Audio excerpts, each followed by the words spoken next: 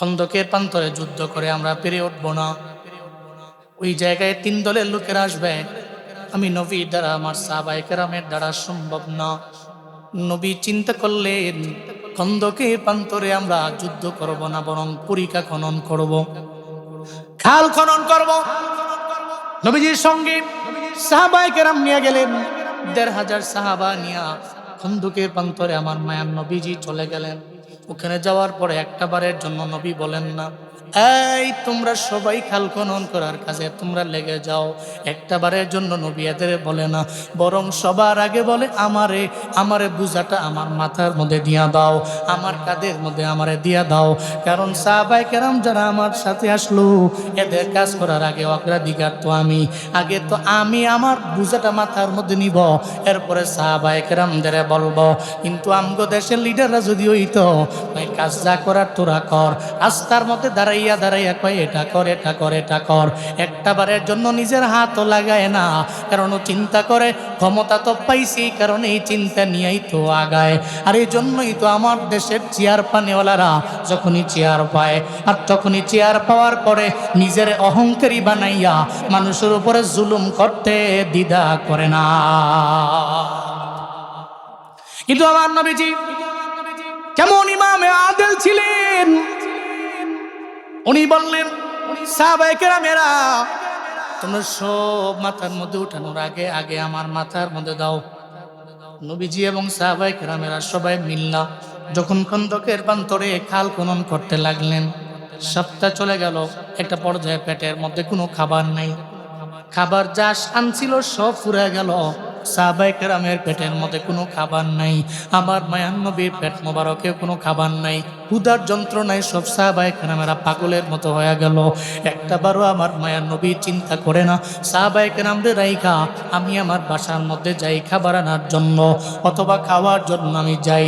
নবীজি চিন্তা করলেন, যেহেতু সাহাবায়ে কেরামদের আমি নিয়ে আসলাম, তাহলে এই সাহাবায়ে কেরামদের এই জায়গার মধ্যে রাইখা জীবনও কোনোদিন আমি খাওয়ার জন্য একা যাইতে পারি না। এই চিন্তা করে নবীজি পেটের মধ্যে একটা পাথর বাঁধলেন। এরপরে উনি সোজা হয়ে দাঁড়াইতে পারেন না। বারবার আমার নবী বাঁকা হয়ে যান, কারণ যদি উনি সোজা হয়ে দাঁড়ান তাহলে পাথরটা পড়ে যাওয়ার সম্ভাবনা আছে। এই চিন্তা নিয়ে বারবার আমার মায়ার নবী একটু বাঁকা হয়ে দাঁড়ায় কাজ করতে লাগলো। দূর থেকে হযরতে জাবের রাদিয়াল্লাহু তাআলা আনহু আমার মায়ার নবীর এমন কার্যকলাপ দেখা দৌড়ে আবার নবীর দরবারে চলে আসছে। এসে কয়, পয়গম্বর, অনেকক্ষণ যাবৎ দেখলাম আপনি সোজা হয়ে দাঁড়ান না, কেন বারবার বাঁকা হয়ে যান? আমার মায়ার নবী কয়, এরে জাবির, আজকে কয়েকদিন হয়ে গেল দেখো না আমার সাহাবায়ে কেরামেরাও খায় না, আমি নবীর পেটেও খাবার নেই, ক্ষুধার যন্ত্রণায় আমরা পাগলের মতো হয়ে গেলাম। এই কারণে পেটের মধ্যে একটা পাথর বাঁধলাম, আমি দাঁড়াইতে পারি না, আমি বারবার খালি বাঁকা হয়ে যাই। আমি এই চিন্তা করি, আমি না খাইলে, সাহাবায়ে কেরাম না খাইলে আমি খাবো না। এই কারণে পাথর বাঁধা দাঁড়ায় আছি, সোজা হইতে পারি না, বারবার বাঁকা হয়ে যাই। চিল্লায় আওয়াজ করে পড়া যাবে কি মারহাবা? আমি বাঁকা হয়ে গেছি, সোজা হয়ে দাঁড়াইতে পারি না। হযরত জাবির আমার মায়ের নবীর কথা শুই না। সাহাবায়ে কেরামরা তো এমনিতেই নবীর প্রতি বড় দুর্বল ছিল। নবীর চোখ দিয়া করে পানি পড়লে সাহাবায়ে কেরাম জীবনও এটা সহ্য করতে পারে না। দৌড়ে চলে গেলেন নিজের বিবির দরবারে। যে বাড়ির মধ্যে যাইয়া বিবির দরওয়াজার সামনে দাঁড়ায় কয়, বিবি রে, ঘরের মধ্যে খাবার আসেনি, থাকলে আমারে দাও, কারণ আমি আমার নবীর একটু বাড়ির মধ্যে দাওয়াত দিয়ে আনবার চাই। কারণ আমার ঘরের মধ্যে খাবার রাইখা আমার মায়ার নবী পেটের মধ্যে ক্ষুধা থাকবে। আল্লাহ আসরের ময়দানে যদি আমারে বলে, আমি আল্লাহর দরবারে হিসাব দিতে পারবো না। এই কথা বলার পরে বিবি কয়, তাহলে ঘরের মধ্যে খানা আছে, তবে খাবার আছে মাত্র 3 জনের। 3 জনের আছে? হ্যাঁ। নবীরে দাওয়াত দিয়ে দিমু, শুধু নবী আসবে, নবীরে দাওয়াত দিলে তো খাবার 3 জনের আছে, পর্যাপ্ত পরিমাণে আছে, শুধু নবীরে দাওয়াত দিয়ে আনমু, তুমি খালি একটা বারের জন্য আমারে পারমিশন দিয়া দাও। বিবি কয়, আমাদের জন্য খুশনসিব, মদিনার নবী আমার বাড়িতে যদি আসে স্বামী, তাহলে এই ঘর রহমত বরকত দিয়া ভরপুর বানায়া দিবেন কে? মদিনার নবী যদি আমার ঘরে আসে, এর চাইতে খুশ নসিব এর চাইতে ভালো নসিব, এর চাইতে ভালো কপাল এই পৃথিবীতে সেকেন্ড নাম্বার আর কার হতে পারে? আল্লাহু আকবার। বিবি বললেন, যান, 3 জনের খাবার আছে, নবীকে দাওয়াত দেন। হযরত জাবের চলে গেলেন খন্দকের ময়দানে। যে কয়, পয়গম্বর, পেটের মধ্যে ক্ষুধার যন্ত্রণায় আপনি বেকুল হয়ে গেলেন, আমার বাড়িতে আপনার দাওয়াত, দাওয়াতটা গ্রহণ করুন। এটা বলার পরে আমার পয়গম্বর তো একা যাবে না, আপনার সঙ্গে সাহাবায়ে কেরাম আছে, সঙ্গী আছে কয় হাজার, ১,৫০০ সাহাবায়ে কেরাম নিয়ে খন্দকের প্রান্তরে আমার নবী, উনি একা যাবে না, বরং ১,৫০০ নিয়েই তো আমার নবী যাবে। সঙ্গে সঙ্গে যখন হযরত জাবের দাওয়াত দিলেন, উনি টিলার উপরে গিয়া দাঁড়ায় গেলেন। টিলার উপরে দাঁড়াইয়া আমার নবী সবাইকে দাওয়াত দিয়ে দিল, এই ১,৫০০ সাহাবায়ে কেরামেরা, হযরত জাবেরের বাড়িতে তোমাদের সবার দাওয়াত। এবার তো জিহ্বায় কামড় দিয়েছে, কামড় হইল কি? ঘরের মধ্যে খাবার আছে মাত্র ৩-৪ জনের, দাওয়াত দিলাম নবীরে। টিলার উপরে দাঁড়াইয়া নবীজি দাওয়াত দিলেন কয় হাজার? ১,৫০০ লোকের দাওয়াত দিল। আমি সাহাবায়ে কেরামদেরকে নিয়ে খাওয়ামু কেমন? এই এই যে মুরব্বী লাল, হ্যাঁ বুঝছে, বুঝছে মনে হয়। তো জাবের রাদিয়াল্লাহু আনহু জিহ্বায় কামড় দিয়ে বসে আছে, ঘরে খাবার আছে ৩ জনের, এখন কেমনে কি করবে? চিন্তায় পড়ে দৌড়তে চলে গেছে বিবির কাছে। হায়, এখন কি করবো? যে বিবিরে জানাই, কারণ দাওয়াত দিছি নবীরে, দাওয়াত তো নবী দিয়ে লাইছে ১,৫০০ রে, কেমনে কি করবো? বিবির দরবারে যায় বারবার বলতে লাগলো, বিবিরে দাওয়াত দিলাম নবীরে, নবী টিলার উপরে দাওয়াত দিয়ে দিছে ১,৫০০, এখন আমি কি করব? ঘরের মধ্যে খাবার আছে কয়জনের? কয় মাত্র ৩ জনের, কেমনে কি করবো আমি? বিবি এমন একটা জবাব দিছে, বিবি কয়ে, স্বামী গো চিন্তা নাই, টেনশন নাই, দাওয়াত দিছেন নবীরে, চিন্তা করবেন আপনি নবীরে লইয়া। নবী টিলার উপরে দাঁড়াইয়া দাওয়াত দিছে, নবীজি দাওয়াত দিছে ১,৫০০ রে, চিন্তা করবে নবিয়া আমার আল্লাহ। আপনার কোনো চিন্তা নাই, আপনি চিন্তা করবেন নবীরে লইয়া, কিন্তু নবীজি দাওয়াত দিয়া দিছে ১,৫০০ রে, চিন্তা করবে নবীজি আর আমার আল্লাহ। এই জন্য আপনার কোনো চিন্তা নাই, কোনো টেনশন নাই। এই এমন বিবি তো ঘরের মধ্যে আনা দরকার। ঝামেলায় পড়ে গেলে বিবির দরবারে সামিয়ে গেছে, আমার একটা বুদ্ধি দাও। বিশাল বড় ঝামেলায় পড়ে গেলাম, বাজারে গেলাম, এমন একটা বিপদের মধ্যে পড়ে গেলাম। এটা বলার পরে এবার বিবিও একটা দমক দিয়া থারায় দিছে, ভাই এমন এক বুদ্ধি দিছে যে বুদ্ধি না আপনার ফায়ার রক্ত তো মাথায় উঠে গেছে। এরকম বিবি আছে না নাই? উল্টা আরো ফাগলামি করবে। আপনি বড় ঝামেলায় বসেন, কোনে গিয়া কইছেন, উল্টে এমন এক কথা কইছে আপনার মাথা আর নষ্ট হয়ে গেছে। এমন বিবি আছে না? কিন্তু কেমন বিবি? হযরত জাবের রাদিয়াল্লাহু আনহু বিবিকে আপনি চিন্তা করেন কেমন? দাওয়াত দিয়েছেন কারে? নবীজি। চিন্তা করবেন নবীকে নিয়ে। নবীজি টিলার উপরে দাঁড়ায় দাওয়াত দিছে ১,৫০০ নয়, নবীর তো একজন আছে, তিনি কে? তিনি কে? চিন্তা করবেন নবীজি আর আমার আল্লাহ। সুবহানাল্লাহ। 50% চিন্তামুক্ত হলেন। খন্দকের প্রান্তরে উনি চলে গেলেন। যাওয়ার পরে চেহারার মধ্যে একটা চিন্তার ছাপ তো দেখা যায়। নবী কয়, জাবের রে, আমার দরবারে আসো না, চেহারার মধ্যে কেন যেন চিন্তার ছাপ দেখা যায়। হযরত জাবের কয়, নবী না।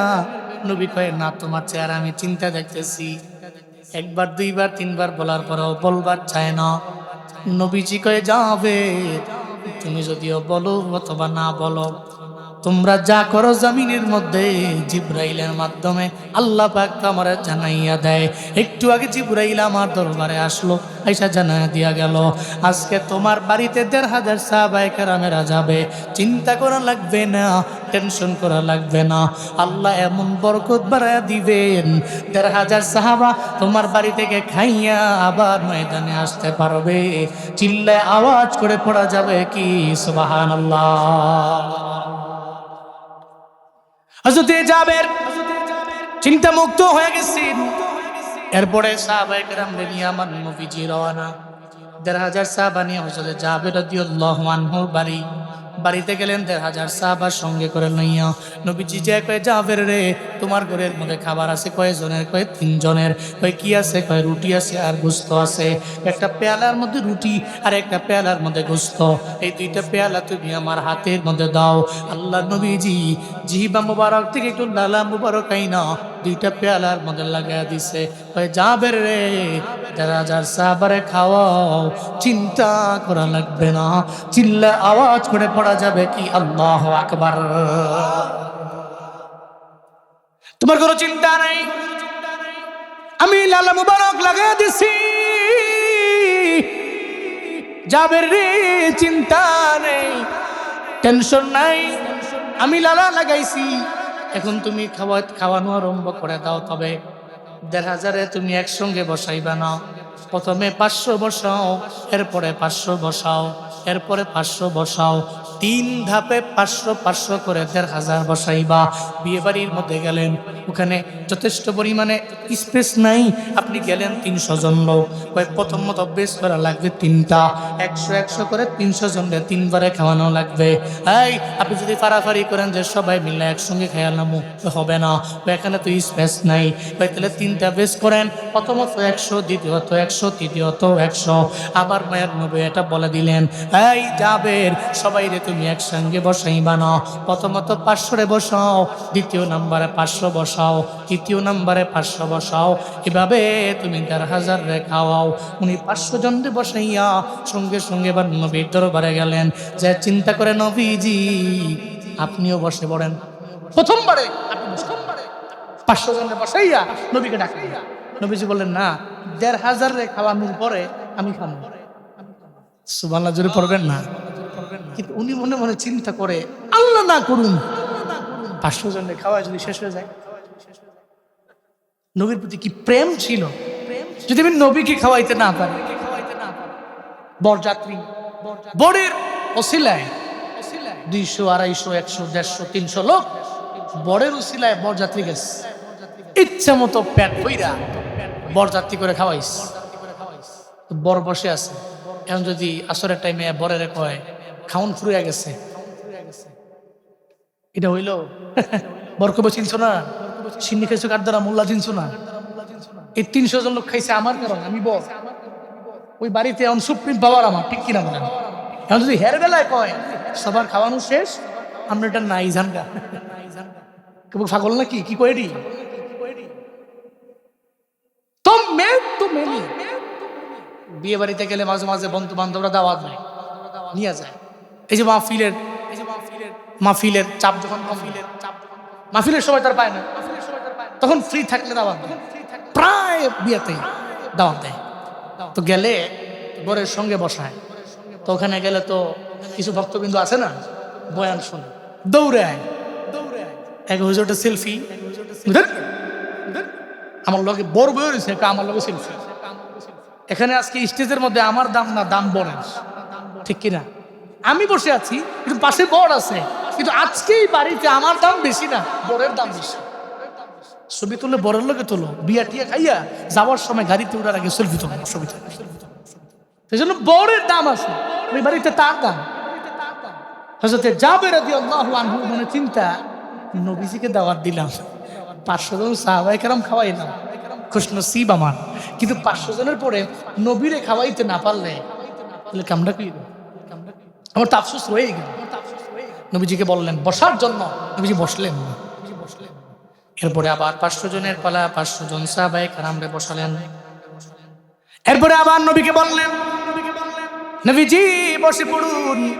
নবীজি বললেন, না রে জাবের, আমি বসবো না, সবার পরে আমি বসবো। এরপরে ৫০০ জন খাওয়ানো শেষ, এরপরে লাস্ট ৫০০ জনের পালা। ৫০০ জন খাওয়াই নেন, ১,৫০০ শেষ হয়ে গেছে। এরপরে চিন্তা করলেন, একটু দেখি না ১,৫০০ খাওয়ানোর পরে আমার পেয়ালার মধ্যে যে রুটি আর গোস্ত ছিল ওগুলা কি আসলে আছে না ফুরায় গেছে, এটা দেখার জন্য উনি গেলেন। উনি যা ঢাকনাটা উঠে দেখে রে, প্রথমবার বিবি আসার পরে যে খাবার দেখাইছিল ওই খাবারটাই দেখা যায়, বিন্দু মাত্র পরিমাণ কোনো কমতি হয় নাই। চিল্লায় আওয়াজ করে পড়া যাবে কি মারহাবা। মদিনার নবী জানায়া দিলেন, এর জাবির, তুমি আমার পারমিশন ছাড়া এই ঢাকনা কেন উঠাইছো? যদি তুমি আমার পারমিশন নেওয়া ছাড়া এই ঢাকনাটা তুমি যদি না উঠাইতা, আমার পারমিশন নেওয়ার পর ঢাকনা উঠাইতা, তাহলে তোমার দাওয়াতে এই মদিনার মধ্যে যত লোক আছে সব লোকেরা তোমার বাড়িতে আসতে পারত, তোমার বাড়িতে এসে পেট ভরা খায়া চাইতে পারত, বিন্দু মাত্র পরিমাণ কমতি হতো না। চিল্লা আওয়াজ করে পড়া যাবে কি সুবহানাল্লাহ। শুধুমাত্র উনার লালা মুবারকের এত পাওয়ার, সুবহানাল্লাহ জোরে পড়বেন। আল্লাহকে বরকত বাড়ায় দিয়েছেন, আপনাকে সম্মানিত করেছি আমি। রাফা'না লাকা যিকরা, এই সমস্ত জিকির আমি আপনার বুলন্দ করেছি, উচ্চ আসনে সমাসীন করেছি। সুবহানাল্লাহ পড়বেন। যিনি এত দামি, যিনি এত সম্মানী, যিনি সাইয়্যিদুল কাউনাইন, যিনি সাইয়্যিদুল আম্বিয়া ওয়া রাসূল, ওনার উম্মতেরা ওনার কারণে কি দামি না কম দামি? জোরে বলতে হবে, দামি না কম দামি? তাহলে আমরা দামি এক নম্বরে কার কারণে? কার কারণে? পাঁচটা কারণের মাঝে নাম্বার 1, নাম্বার 2 সাইয়্যিদুল কুতুবের কারণে আমরা দামি। সাইয়্যিদুল কুতুব, দ্যাট মিন্স আসমানি সব কিতাবের লিডার। কোন কিতাব বলেন না? সবাই বলেন না। সব সমস্যার সমাধান আল কোরআন। ঘরে আছে না? খালি আলমারির উপরে রেখে দিয়ে আমরা তো কোরআনকে সহিফাকে কিনে আনি, আইনা আলমারির উপরে রাখি। মাঝে মাঝে মন চাইলে ধরি, মন চাইছে না তো ধরি নাই। আপনারা কি একজন করে উঠেন কি প্রস্তাব করার জন্য নাকি? হ্যাঁ, না না, এটা করে যাওয়া লাগবে। পরে কিন্তু রাগ হয়ে যাবো, একজনে ডাক দিয়ে উঠে পরে এই মাইক দিয়ে কল লাগবে, কে লেগে উঠছে, ঠিক না? যাই লেগে সবার কয়ে যাওয়া লাগবে। জোরে কোন মারহাবা, জোরে কোন মাশাআল্লাহ, কোন সুবহানাল্লাহ, আলহামদুলিল্লাহ, আরো জোরে চিল্লায় আল্লাহু আকবার। সাইয়্যিদুল কুতুবের কারণে দামি, যার কারণে দামি হইছো তারই আলমারির উপরে স্থান দিছো। আমরা কোরআনকে সম্মান করি, আলমারির উপরে পর্যন্ত শেষ। এরপরে আর কোরআন দ্বারা আমি আমার জিন্দেগিও চালাই না, কোরআনের তিলাওয়াত করি না। বছর ঘুরলে রমজান আইলে মন চাইলে একটু ধরি, আবার রমজানের পরে রেখে দিই। কথা বলেন ঠিক কিনা? এটা আমাদের বাস্তবতা। অথচ কোরআন তো এই জন্য নয়।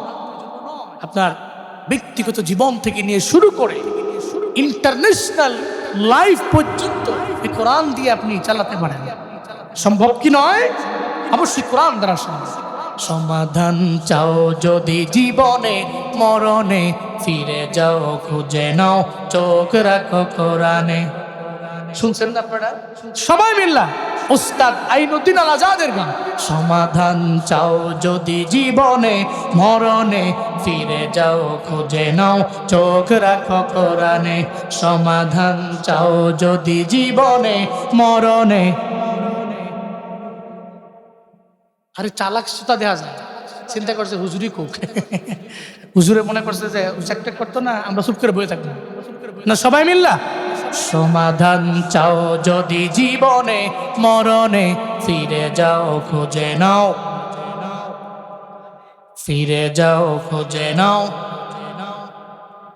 তবেই পাবে সুখ শান্তির ঠিকানা, তবেই পাবে সুখ শান্তির ঠিকানা, যদি মেনে নাও তুমি মনে প্রাণে। সমাধান সমাধান চাও যদি জীবনে মরণে, ফিরে যাও খুঁজে নাও, ফিরে যাও খুঁজে নাও। এ বাণী সকলের নয় শুধু মুমিনের, যারাই চলবে মেনে ফল পাবে কোরআনের। ঠিক কিনা? এ বাণী সকলের নয় শুধু মুমিনের, যারাই চলবে মেনে ফল পাবে কোরআনের। এই দুনিয়া আর সেই দুনিয়া, এই দুনিয়া আর সেই দুনিয়া, শান্তি পাবে তুমি দুজাহানে। সমাধান সমাধান চাও যদি জীবনে, মরণে ফিরে যাও খুঁজে নাও, চোখ রাখো কোরআনে। সমাধান চাও যদি জীবনে, মরণে ফিরে যাও খুঁজে নাও, ফিরে যাও খুঁজে নাও। তবেই পাবে সুখ শান্তির ঠিকানা, তবেই পাবে সুখ শান্তির ঠিকানা, যদি মেনে নাও তুমি মনে প্রাণে। সমাধান সমাধান চাও যদি জীবনে, মরণে ফিরে যাও খুঁজে নাও, চোখ রাখো কোরআনে। সমাধান চাও যদি জীবনে, ফিরে যাও খুঁজে নাও। সব সমস্যার সমাধান দিতে পারে সাইয়্যিদুল কুতুব, দিতে পারে। তাহলে যে কিতাবের কারণে আমরা দামি হয়েছি, ওই কিতাব দিয়ে নিজের জিন্দেগিটা পরিচালনা করতে পারবো না ইনশাআল্লাহ। কারণ যার দ্বারা আমি দামি হয়েছি তাকে আমার কদর করা লাগে। ঘরের মধ্যে কোরআন থুইয়া ভাঙ্গালি দেখবেন হুজুরের পিছে পিছে ঘুরে, কবিরাজের পেছনে পেছনে ঘুরে, একটা তাবিজ দেন, ঘরে বরকত নাই বলে না, পাগলের মতো দৌড়ায়। অথচ ঘরের মধ্যে বরকত কেন নাই? কয় কোরআনের তিলাওয়াত নাই। হ্যাঁ উল্লাহ পাড়ার মুসলমানেরা, আল্লাহ পাক বলেন এই জমিনের মধ্যে উম্মতে মুহাম্মাদিরে আমি আল্লাহ বড় দামি জাত বানাইলাম।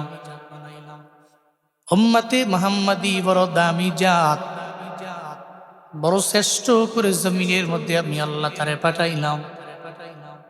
জমিনের যত নবী পাঠাইলাম, যত নবীর উম্মত আমি আল্লাহ জমিনের মধ্যে পাঠাইলাম, সব নবীর চাইতে দামি নবী আমার পয়গম্বর। আর সব নবীদের উম্মতে চাইতে দামি আমার পয়গম্বরের উম্মত। উম্মতে মুহাম্মাদি বড় দামি, এত পরিমাণে দামি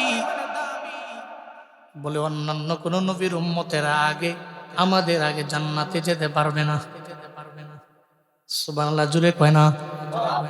অন্য কোন নবীর উম্মতেরা, নবীরা পর্যন্ত আগে জান্নাতের মধ্যে যেতে পারবে না। যেদিন থেকে আল্লাহ জান্নাত বানাইছেন, ওদিন থেকে জান্নাতের দরওয়াজার মধ্যে একজন দারোয়ান দাঁড়ায় আছে। আল্লাহ পাক জানায়া দিছে, এই দারোয়ান জান্নাতের দরওয়াজার মধ্যে দাঁড় করে রাখছি। আমার নবীর আগে, নবীর উম্মতের আগে এই জান্নাতে ঢুকার কারো অধিকার নাই। হাসরের ময়দানে আমার নবীজি বলবেন, উম্মতদের ধরে ধরে জান্নাতের দরওয়াজার সামনে হাজির।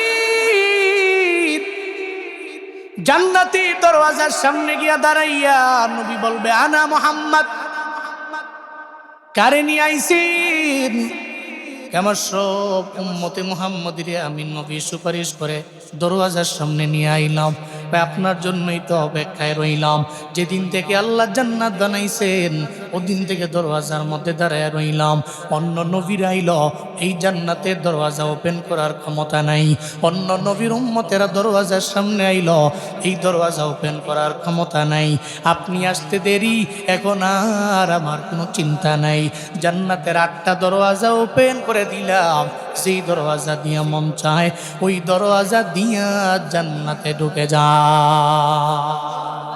আতিনা ফি দারে দুনিয়া না হাসান, আতিনা ফি দারে উকবা না হাসান, ইয়া গিয়াসাল মুস্তাগীসি নাহদিনা লফদিকারা বিল উলুমে ওয়াল গিনা।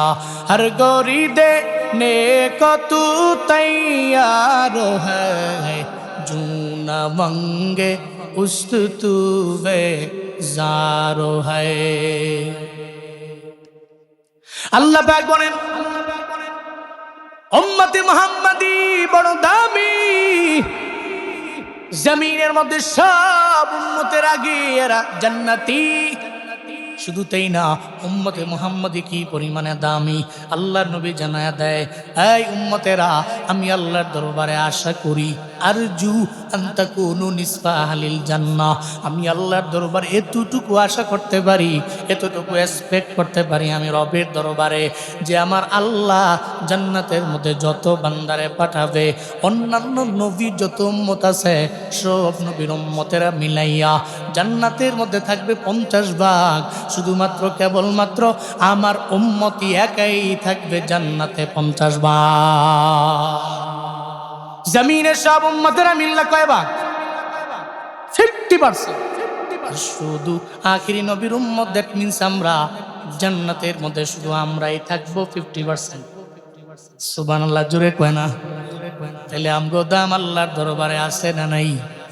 আরো জোরে আছে না নাই আল্লাহ পাক রব্বুল আলামিন জন্যই জানায়া দিলেন এই বান্দা আমি আল্লাহ বড় দামি করে তোমারে বানাইলাম তুমি বেস্ট নেশন এই জমিনের মধ্যে সেই খেতাব আমি আল্লাহ দিয়া দিলাম তোমারে খৈর উম্মাত আমি আল্লাহ বানাইলাম তাহলে উম্মতে মুহাম্মাদি দামি কেন এই উম্মতে মুহাম্মাদি দামি 5 কারণে দামি চিল্লা বলেন কয় কারণে 5 কারণে দামি নাম্বার 1 উম্মতে মুহাম্মাদি কেন দামি উম্মতে মুহাম্মাদি দামি হইছে নবীর কারণে জুড়ে বলেন কার কারণে সাইয়্যিদুল আম্বিয়া সব নবীদের নবী যেহেতু আমার নবী তো নবীর দাম আল্লাহর দরবারে যেহেতু বেশি আমগো দাম আল্লাহর দরবারে কম না বেশি মুসা নবীর উম্মতেরা ইবাদতের জন্য নির্দিষ্ট একটা জায়গায় যাওয়া লাগতো কিন্তু মদিনার নবীর উম্মতের তো নির্দিষ্ট জায়গায় যাওয়া লাগে না এলাকার মধ্যে আপনি হাওড়ে গেলেন কাজ করার জন্য নামা বলে জলা বলে জানি না আপনাদের এলাকার মধ্যে কি বলে কাজ করার জন্য বড় একটা বিলের মাঝে চলে গেলেন ওই বিলের মাঝে গেলেন কাজ করার জন্য হঠাৎ করে আজান শুনলেন জোহরের আজান আপনার বিলের মাঝখানে মসজিদও নাই কিন্তু আপনার কাঁধের মধ্যে একটা গামছা আছে এই গামছাটা বিছাইয়া আপনি নামাজের মুসল্লা বানায়া দাঁড়ায়া গেলেন আল্লাহু আকবার বইলা জোহরের 4 রাকাত ফরজ নামাজ আপনি আদায় করে ফেললেন আল্লাহ কয় বান্দারে তোর কোনো চিন্তা নেই তোর কোনো টেনশন করা লাগবে না অন্যান্য নবীর উম্মতেরা ইবাদতের জন্য নির্দিষ্ট জায়গায় যাওয়া লাগে কিন্তু আমি আল্লাহ আমার নবীর কারণে এই পুরো জমিনটারে আমি আল্লাহ পবিত্র বানাইছি এমন পবিত্র আমি আল্লাহ তোর জন্য বানাইলাম আমার নবীর পা মোবারক জমিনের মধ্যে আসতে দেরি হয়ে গেল উম্মতের জন্য আল্লাহ পাক এই পুরো জমিনটারে পবিত্র বানাইতে দেরি করে নাই চিল্লা পড়া যাবে কি মারহাবা গামছা বিছায়া দাঁড়ায় গেছে ওখানে ডাকতেছি আমার মালিক তুমি কবুল করো মুসল্লা বিছাইয়া গামছা বিছাইয়া পবিত্র হইয়া আল্লাহকে ডাকতে দেরি আমার আল্লাহ কবুল করে নিতে দেরি করেন নাই কেন করেন নাই কারণ নবী আমার এমন নবী মুসা নবীর নবী উনি ইব্রাহিম নবীর নবী উনি ঈসা নবীর নবী উনি সব নবীন নবী উনি উনার লকবি হলো নবিউল আম্বিয়া পড়া যাবে কি সুবহানাল্লাহ অন্য কোন নবীর আল্লাহ মেরাজি নেন নাই নিছেন শুধু নিয়েছেন আমার আপনার নবীর আল্লাহ পাক রব্বুল আলামিন মেরাজে নিয়ে গেলেন ঊর্ধ্বগমন আল্লাহর সাথে আমার মায়ার নবীর মোলাকাত অন্য কোন নবীর আল্লাহ পাক নেন নাই হযরত মুসা নবী চেষ্টাও তো জিন্দেগিতে কম করলেন না কিন্তু মুসা নবীরে তো আল্লাহ পাক নেন নাই আমার মায়ার নবীরে আল্লাহ পাক মুলাকাতে নিয়ে গেলেন দেখেন কত পরিমাণে নবীজির দাম আল্লাহ বাড়াইলেন যেই কারণে আমাদেরও দাম বেড়ে গেল মেরাজের নবীর যে যাওয়া এই ব্যাপারে কোরআনের মধ্যে বয়ান আছে না নাই আরো জোরে আছে না নাই সুবহানাল্লাযী أسرى بعبده ليلا من المسجد الحرام إلى المسجد الأقصى الذي باركنا حوله لنريه من آياتنا إنه هو السميع البصير চিল্লে জোরে করে পড়েন আল্লাহু আকবার। আল্লাহ পাক বলেন আমার নবীরে আমি আল্লাহ জিবরাইল এবং মিকাইলের মাধ্যমে আমার নবীরে নিয়ে গেলাম মসজিদে হারাম টু মসজিদে আকসার মধ্যে। নবীজি প্রথমে মেরাজ ইসরা আল্লাহ পাক বললেন নবীরে নিয়ে গেলেন, জিবরাইল মিকাইল বুরাকের মাধ্যমে নবীরে নিয়া যখন আকসা মসজিদের সামনে নবীরে দাঁড় করাইল, গভীর রাত হয়ে গেছে, রাতের একাংশেই নবীর মেরাজ ছিল। এরপরে আমার মায়ার নবীরে আকসা মসজিদের মধ্যে নবীকে প্রবেশ করালেন। নবী তাকায় দেখে রে মসজিদের মধ্যে এত রাত হয়ে গেছে, প্রত্যেকে যেন এত মানুষ দেখা যায়। কেউ কেউ নামাজে দাঁড়ায় আছে, কেউ কেউ সিজদার মধ্যে চলে গেছে, কেউ কেউ রুকুর মধ্যে রুকু অবস্থায় আছে। মায়ার নবী কয় জিবরাইল রে এখানে এরা কারা? এত রাতের বেলাতে এখানে মানুষ থাকার কথা না। জিবরাইল কয় পয়গম্বর আল্লাহ পাক আপনার মুজিজা আর আপনার সম্মান বাড়ানোর জন্য আজকে মসজিদে আকসায় যত নবী আল্লাহ জমিনের মধ্যে পাঠাইল সব নবী আল্লাহ আকসা মসজিদে হাজির করে দিয়েছে, আপনার সম্মানে হাজির করে দিয়েছে। এরপরে জিবরাইল কয় পয়গম্বর নামাজ হবে 2 রাকাত, এই জায়গার মধ্যে আপনি নামাজ পড়বেন 2 রাকাত। নবীজি এবং সমস্ত নবীদের অর্ডার করলেন। হযরতে জিবরাইল বলার পরে এখন ইমামতি কে করবে? কারা কারা মুক্তাদি হয়ে যাবে? কেউ তো সামনে যায় না, কোনো নবী তো সামনে আগ বাড়ায়া যায় না, আমার মদিনার নবীও তো যায় না। একটা পর্যায়ে জিবরাইল এসে কয় পয়গম্বর 2 রাকাত নামাজের ইমামতি আপনারই করা লাগবে। আমার নবী কয় জিবরাইল রে আমারে কেন পাঠাও? বরং আমার বাবা মিল্লাতা আবিকুম ইব্রাহিম, উনি তো আমার জাতির বাবা, উনি সামনে যাবে, ইমামতি উনি করতে পারবে, আমি না। আমার বাবা আদম তো এখানে হাজির, আমার বাবা আদম রে পাঠাও, আদম সামনে যাবে, আমি যাইতে পারবো না। হযরতে জিবরাইল কয় ও পয়গম্বর না না, আজকে আপনার সামনে হযরত ইব্রাহিম নবী আজকে আপনার সামনে ইমামতি করার জন্য যেতে পারবে না, আজকে আপনার সামনে মুসা নবীও যাবে না, আজকে আপনার সামনে আদম নবীও যাবে না, আজকে আপনার সামনে অন্য কোন নবীরা যাবে না। কারণ আপনার দাম আল্লাহ এত বানাইছেন, আপনি ইমামুল মুরসালিন, সব রাসূলদের লিডার আপনি। আজকে নামাজ হবে আপনার ইমামতিতে। যত নবী আল্লাহ জমিনের মধ্যে পাঠাইল সব নবী হবে আপনার মুক্তাদি, আপনি হবেন ইমাম। চিল্লায় আওয়াজ করে পড়া যাবে কি মারহাবা? আল্লাহ কয় নবীর দাম আমি বাড়াইছি, এজন্য উম্মতেরা নবীর কারণে দামি। যেই নবীর কারণে দামি হইছো, এই উল্লাহ পাড়া ধরইলের মুসলমানেরা, যেই নবীর কারণে এত পরিমাণে দামি, এখন তো চলার পথে নবীর সুন্নতের প্রতি আমল নাই, নবীর প্রতি মায়া নাই, নবীর প্রতি বিন্দু মাত্র পরিমাণ দরদ নাই, নবীর জন্য মায়া লাগে না। একটা বারের জন্য তুমি নবীর সুন্নতের আমল নিজের ভিতরে আঁকড়ে ধরতে পারলা না, অথচ সিন্নি কাইলা কার দ্বারা? যার দ্বারা তারই তো চিনলা না।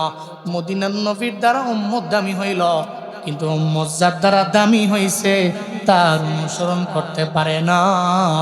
এর মতো কপাল পুরা কেউ হতে পারে না, কথা বলেন ঠিক কিনা? তার মতো কপাল পোড়া সে তো দামি হয়েছে নবীজির কারণে, সাইয়্যিদুল আম্বিয়ার কারণে উম্মত আল্লাহর কাছে দামি। রমজানটা চলে গেলে ভুলে গেলে হবে না, বরং রমজানে যেমন করবেন রমজানের পরেও আগেও সব সময় করা লাগবে। ফজরের নামাজের পরে সূরা ইয়াসিনের তিলাওয়াত, মাগরিবের নামাজের পরে সূরা ওয়াকিয়ার আমল। আপনি একা না, আপনার ঘরের মধ্যে যারা আছেন, যারা তিলাওয়াত করতে জানেন, আপনি সবাইরে নিয়ে ফজরের নামাজের পরে সূরা ইয়াসিন পড়লেন, এরপরে মাগরিবের নামাজের পরে সূরা ওয়াকিয়া তেলাওয়াত করলেন। যদি কন্টিনিউ করতে পারেন বাপ, যদি কন্টিনিউ করতে পারেন, আমি আশা রাখতে পারি আপনার ঘরের মধ্যে বরকত নাই, আমার আল্লাহ এই তিলাওয়াতের বদৌলতে বরকত বাড়ায়া দিতে পারে কি পারে না? আপনি এটার জন্য দৌড়ান, তিলাওয়াতের লাইনে আগান, সব পরিবারের মেম্বারদের নিয়ে কোরআন তিলাওয়াতের আমলটা কন্টিনিউ করেন, তাহলে ঘরের মধ্যে রহমত বরকত আল্লাহ বাড়ায়া দিবে। তাহলে নাম্বার 1 নবীর কারণে দামি, 2 নম্বরে কিতাবের কারণে দামি, এবার 3 নম্বরে কিসের কারণে দামি? সাইয়্যিদুশ শুহুরের কারণে উম্মতে মুহাম্মাদি বড় দামি। শাহরুন মানে 1 মাস, শুহুরুন মানে 12 মাস। সাইয়্যিদুশ শুহুর আরবি 11 মাসের চাইতে দামি মাস। 2 দিন পরের যেই মাস রমজান মাস, এই মাসের কারণে উম্মতে মুহাম্মাদিও বড় দামি। আগের জামানার উম্মতদের আল্লাহ রোজা দিয়ে দিল, তবে এমন রমজান মাস আল্লাহ পাক দেন নাই। আল্লাহ রমজানের দাম এত পরিমাণে বাড়াইছেন, ওই রমজানে যদি কোনো বান্দা একটা নফল করে ফরজ বানায়া দেয়, একটা ফরজের আমল একটা ফরজের সমতুল্য থাকে না, বরং একটা ফরজ রে আল্লাহ 70টা ফরজের মতো বানায়া দেয়। চিল্লায়া পড়া যাবে কি সুবহানাল্লাহ। রমজানের কারণে দামি, রমজানের কারণে উম্মত দামি হয়েছেন। 1 নম্বরে নবীর কারণে হয়েছেন, 2 নম্বরে কিতাবের কারণে হয়েছেন, 3 নম্বরে রমজানের কারণে হয়েছে। নবীর কারণে, কিতাবের কারণে, রমজানের কারণে। রমজান কত পরিমাণে দামি! এই উল্লাপাড়া দরইলের মুসলমানেরা একটু মনোযোগের কান লাগায় শুনো রে বাবা। রমজানের রোজা তো শুধুমাত্র কেবলমাত্র আমার তোমার উপরে আল্লাহ ফরজ বানান নাই। যত উম্মত জমিনের মধ্যে আসলো আল্লাহ সবাইকে ফরজ রোজা দিয়ে দিলেন, যদিও রমজান মাসটা দেন নাই, কিন্তু আমগরে একটা মাস দিয়ে দিলেন 30টা রোজা। ওই 30টা রোজার আমল যদি কোনো বান্দা করতে পারে, ঈদের দিন তো এই বান্দার জন্য, আনন্দের দিনটাও তো বান্দার জন্য। কিন্তু কপাল পুরা বাঙালি রোজা রাখে না, 10টা রাখে বাকি 20টা রাখলো না, 15টা রাখলো বাকি 15টা রাখলো না। আবার ঈদের দিনের 2 দিন আগে সিরাজগঞ্জ বাজারের মধ্যে যাইয়া মার্কেট থেকে বাজার করে আনে, উল্লাপাড়া মার্কেট থেকে যাইয়া দেখবেন দামি দামি শার্ট আর পাঞ্জাবি কিনে আনে। কিরে পাবলিক কিসের জন্য দৌড়াও? ওই ঈদের ময়দানে একটা দামি পাঞ্জাবি নিয়ে দৌড়াই। ওই রোজা রাখছো নি? ওই 10টা রাখছি বাকি 20টার কোনো খবর নাই। আল্লাহর কসম করে বলি, ঈদুল ফিতর তো সব মানুষের জন্য না, বরং ঈদুল ফিতরের আনন্দ ওই বান্দার জন্য যেই বান্দা কষ্ট করে 30টা রোজা পালন করতে পেরেছে। কথা বলেন ঠিক কিনা? তোমার লাজ লজ্জা নাই? দিনের বেলা তোমার বাবা 70 বছরের মুরব্বী,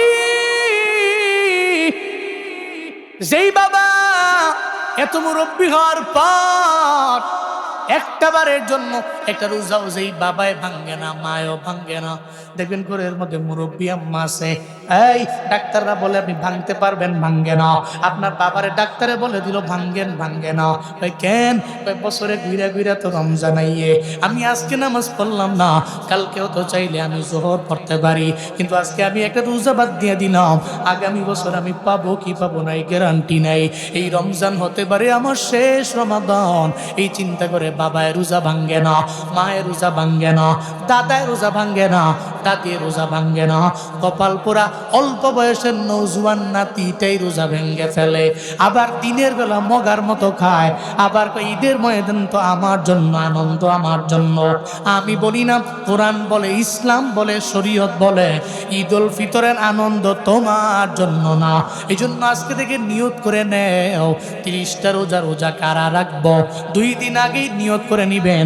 আমি মুসাফিরকে দেখানোর জন্য না, স্টেজের মানুষকে দেখানোর জন্য না, আমার আল্লাহকে রাজি বানানোর জন্য, আল্লাহকে দেখানোর জন্য 30টা রোজা কারা রাখতে পারবেন?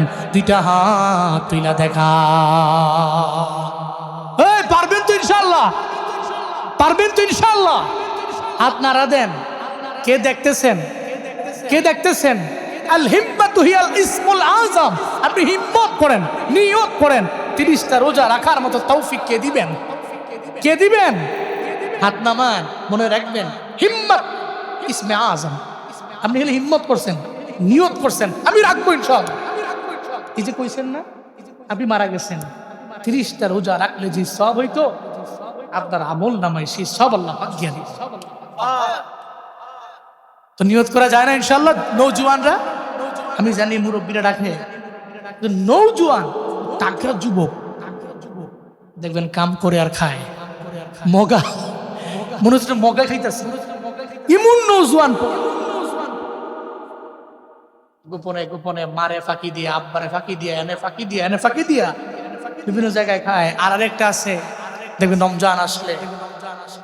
রমজান আসলে রেস্টুরেন্টের সামনে পর্দাটা নাই, মনে করছে পর্দাটা নাইছি মাতবরে দেখছে না, কেউ দেখছে না, মনে হয় আল্লাহও দেখছেন না। নাউজুবিল্লাহ কইতেন না, নাহলে তো পর্দাটা নাই কেন? তোর যদি এত সৎ সাহস থাকে সবার সামনে খা। এলাকার মাতবর যদি মাতবরের মতো হয়, ফিডাইয়া তারের মতো সোজা করে দিব, ঠিক কিনা বলেন? সমাজের মাতবর এই ব্যাপারে সুচ্চার হওয়া লাগবে। কেন রোজা কেন রাখবি না? তুই নৌজোয়ান পোলা, অবশ্যই রাখতে হবে।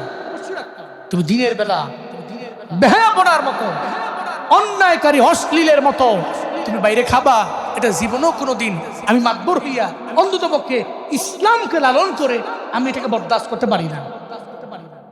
এটা মাতবররা বলবেন, আপনাদের হক। আমাদের এলাকায় এ বিচার হয়, মাতবররা এই বিচার করে, এই জন্য নৌজওয়ানদের সবই তারের মতো সোজা হয়ে গেছে, সবদের রোজা রাখে, আগে বিচার হইতো। কিন্তু এখন তো ধনির পোলায় যদি না রাখে ওর বেলা তো বিচার নাই, গরিবের পোলায় করলে শুনলো না বিচার, ঠিক কিনা বলেন? আল্লাহ আমাদের সব বইকে সঠিক বুঝদান করেন।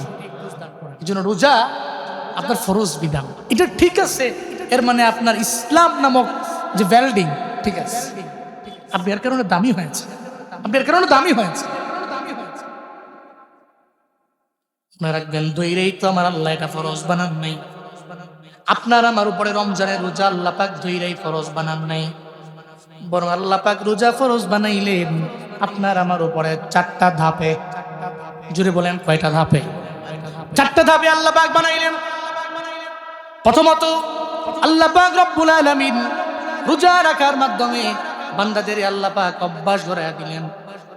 ওই সময় সুন্নত করেন না, ওয়াজিব করলেন না, ফরজ করলেন না। আল্লাহ নবীজি প্রতি আরবি মাসের 13, 14, 15 রোজা রাখতেন। কয়টা? 3টা রোজা রাখতেন। এমন কোন মাস যায় নাই ওই মাসের 3টা রোজা নবীজি রাখলেন না। মাসের 13, 14, 15 রোজা। এখনো দেখবেন অনেক দাদিরা, আমাদের মারা, চাচিরা এই আমলটা কন্টিনিউ করার জন্য চেষ্টা করে। আল্লাহ নবীজি আরবি মাসের 3টা রোজা রাখলেন, 13, 14, 15। ওই সময় নবীজি রাখতে লাগলেন। ওই সময় মক্কা নগরীতে, মক্কার যুগে নবীজি ছিলেন মাক্কি লাইফে। সাহাবায়ে কেরাম নবীরে ফলো করলো, সাহাবায়ে কেরামরা নবীরে দেখে দেখে সাহাবায়ে কেরামেরাও রাখতে লাগলেন। এরাও 3টা করে রোজা রাখলেন।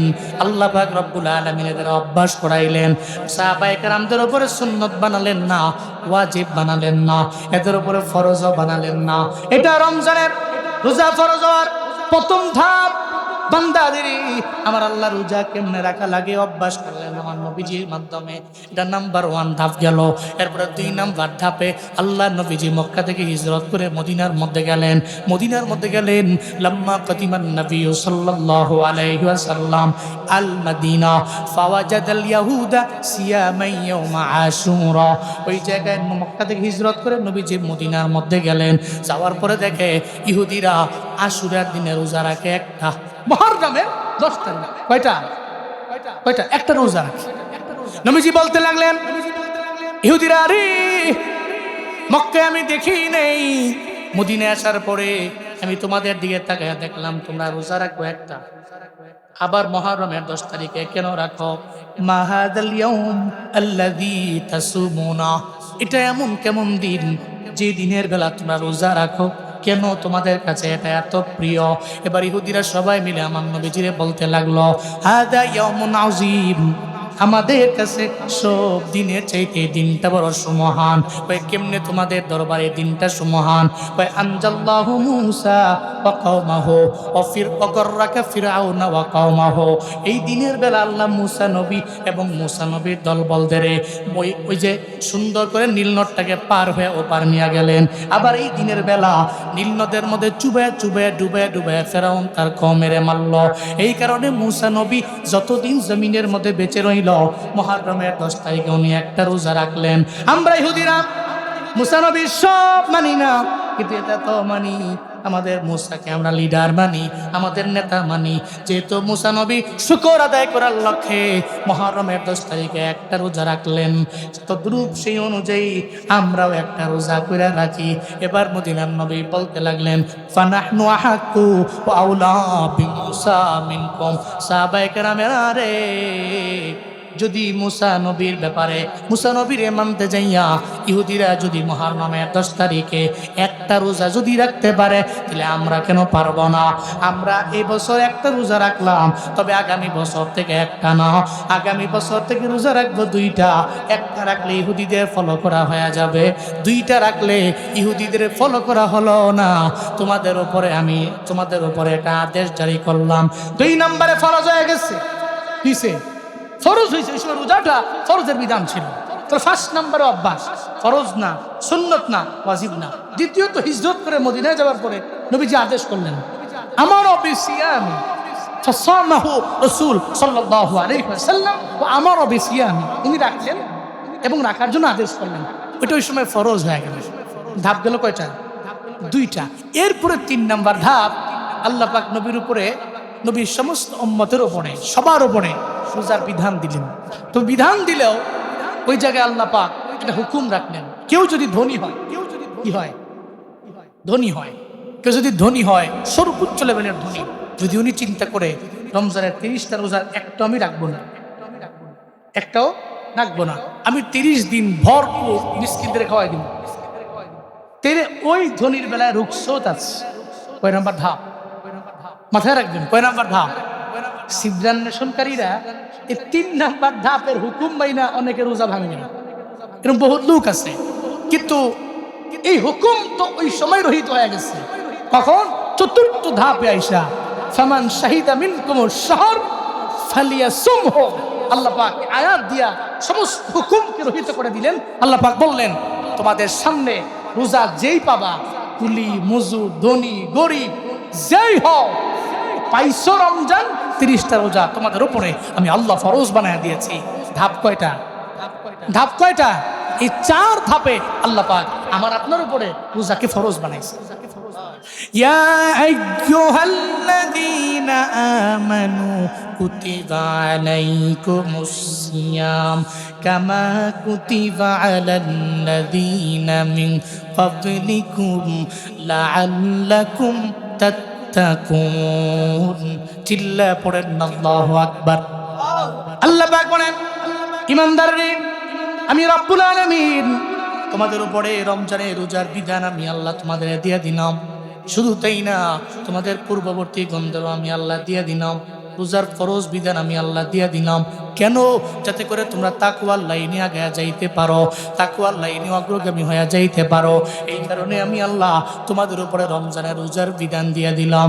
উল্লাপাড়ার মুসলমানেরা, তাহলে রমজানের রোজা আমাদের উপরে ফরজ না নফল? জুড়ে বলেন, ফরজ না সুন্নত? তাহলে যেটা ফরজে আইন, এটা সবার মানার প্রয়োজন আছে না? না, রমজানের রোজা দিয়া কেন? এবার আসেন, কেন আমি রাখবো? কেন? আল্লাহ কয়, তুমি যদি রাখো লাআল্লাকুম তাত্তাকুন, আমি চাই তুমি রমজানের 30টা রোজা রাখা তাকওয়ার লাইনে আগে যাও। কিসের লাইনে? কিসের লাইনে? কি তাকওয়া? ইফতার সামনে নিয়ে বসে আছে, কয়েক হারেক আইটেমের ইফতার সামনে নিয়ে বসে আছে, রুমের মধ্যে আছে, ডানে বামে সামনে পেছনে কেউ নেই। একটা বারের জন্য একটা আলুর চপ নিয়ে মুখে দেয় না, একটা বোট নিয়ে মুখে দেয় না। যে ব্যক্তিটা এই যে বুরিন্দা বানায় না, এটা এত পছন্দ করে মিষ্টি, তার জন্য বড় পছন্দের। একটা বারের জন্য মুখে নেয় না, একটা বারের জন্য পানি পান করে না। তৃষ্ণায় পাগলের মতো হয়ে গেছি, ইফতার সামনে নিয়ে বসে আছেন, কিন্তু একটা বারের জন্য পানি পান করে না, খায় না। আল্লাহ কয়, বান্দার এই তাকওয়াটা সর্বোচ্চ লেভেলে নেওয়ার জন্য আমি আল্লাহ তার উপরে রমজানের রোজা ফরজ বানায় দিয়েছি। চিল্লা পড়া যাবে কি সুবহানাল্লাহ? আমি আল্লাহ এটা বোঝানোর জন্য, ও বান্দা তুই তাকায় দেখ, তোর ডানে বামে সামনে পেছনে কত প্রতিবেশী না, সকালবেলা খাইলে দুপুরে পায় না, দুপুরে খাইলে রাতের বেলা পায় না। অথচ আমি তোর এমন মালিক, আমি আল্লাহ তোমারে ধন দৌলতের মালিক বানায়া দিলাম। আমি আল্লাহ তোমারে সকাল বেলাও খাবারের তৌফিক দিয়া দিলাম। আমি আল্লাহ তোমারে দুপুর বেলাও খাবারের তৌফিক দিলাম। আমি আল্লাহ তোমারে রাতের বেলাও তৌফিক দিলাম। দেখো না, তোমার প্রতিবেশী সকালেও পাইলো না, দুপুরেও পাইলো না, রাতের বেলাও পাইলো না। একটু দেখ, রমজানের রোজার মাধ্যমে আমি আল্লাহ, রমজানের রোজার মাধ্যমে আমি আল্লাহ, আমি আল্লাহ তোমাদের একটু শিখাইয়া দিলাম, তোমাদের ব্রেনের মধ্যে দিয়া দিলাম। অন্য বান্দারে আমি আল্লাহ দিই নাই, তোমারে দিলাম। একটু তুমি সকালেও খাও নাই, দুপুরেও খাও নাই, রাতেও খাও নাই, না খেয়ে দেখো কেমন কষ্ট লাগে। অথচ আমি আল্লাহ রমজানের বাইরেও একটা প্রতিবেশীরে খাওয়াইলাম না, তোমারে খাওয়াইলাম। আল্লাহ কয়ে তোরে এটা পরীক্ষা করার জন্য আমি আল্লাহ রোজা দিয়ে দিলাম, যাতে করে তুমি তাকওয়ার লাইনে আগায়া যাও, আল্লাহ ভীতির লাইনে আগাইয়া যাও। ও আল্লাহ, আগামী 2 দিন পরে রমজান, এই রমজানের 30টা রোজা রাখার মাধ্যমে তুমি আমাদের তাকওয়ার লাইনে আগায়া যাও। চিল্লা পড়েন নামি। রোজা রাখলেন চলে গেছে না, বরং রোজা রাখলেন তাকওয়ার লাইনে অগ্রগামী হবেন ইনশাআল্লাহ। খেলে রাখছেন, রমজান আসছে স্বাগত জানাইছেন, রাখছেন চলে গেছে। রমজানের আগেও নামাজ পড়তেন না, রমজানে পড়ছেন, রমজানের পরেও পড়েন না, এটা হবে না। রমজান আসে আপনাকে পরিবর্তন করে দেওয়ার জন্য, আপনার তাকওয়ার মেডিসিনটাকে একটু মজবুত করে দিয়া একেবারে গুনাহ থেকে দূরে সরানোর জন্য। এই জন্য নওজোয়ানরা দেখবেন রমজান মাসে যদি কোনো একটা যুবক ছেলে নামাজে যায়, টিটকারি করে, এ কি নামাজি, এরকম বলে কি বলে না, মজা করে, মজা করে বলে কি বলে না, এমন বহু লোক আছে মজা করে, কিন্তু মজা করা যাবে। রমজানটা মূলত আসি আপনাকে পরিবর্তন করানোর জন্যে। আমার চোখে দেখা বহু লোক দেখছি আমি, রমজানের আগেও নামাজ পড়তো না, কিন্তু রমজানের 30 দিন টানা 5 ওয়াক্ত নামাজের 1 ওয়াক্ত কাজা করে না। মাথায় রাখবেন, 30 দিন যে টানা 5 ওয়াক্ত নামাজ আদায় করে, রোজা রাখে, তিলাওয়াত করে, জিকির করে, গালি দেয় না, 30 দিনের পরের 15 দিন, 20 দিন, 30 দিন ও চিন্তা করে একটা মাস গেছে, এটা গালি দিই নাই, তাকে এখন থেকে আর দিতাম না। মূলত কি হইতেছে জানেন? আল্লাহর পক্ষ থেকে হিদায়াতের চাকাটা তার দিকে ঘুরতেছে। আল্লাহু আকবার। এই জন্য রমজান আসে আপনাকে পরিবর্তন করার জন্য। রমজান পাইয়া যেই মানুষ ভালো হয়ে যায়, নামাজের লাইনে আগায়, তিলাওয়াতের লাইনে আগায়, এদের নিয়ে ট্রল করিও না, বরং রমজান আসলে তো পরিবর্তন করার জন্যে। একটা মানুষ পরিবর্তন হয়ে গেল, হিদায়াতের লাইনে আগায় গেল, তোমার কথার কারণে সে পিছিয়ে যাইতে পারে, কথার কারণেও নামাজ থেকে, রোজা থেকে, তিলাওয়াত থেকে দূরে সরে যেতে পারে। তাহলে আজকে থেকে নিয়ত করব, কেউ যদি রমজান পাইয়া ভালো হয়ে যায়, আমরা তারে নিয়ে টিটকারি করব, মস্কারা করব, বরং তারে আমরা ইন্সপায়ার করব। পারবো না ইনশাআল্লাহ? ইন্সপায়ার করবো, ভাই আমি তো পারি না, তুমি পারো, তুমি হিদায়াতের লাইনে আগাও। আল্লাহ আমাদের সব ভাইকে আমল করার, বুঝার, মানার তৌফিক দান করেন। জোরে পড়েন আমিন।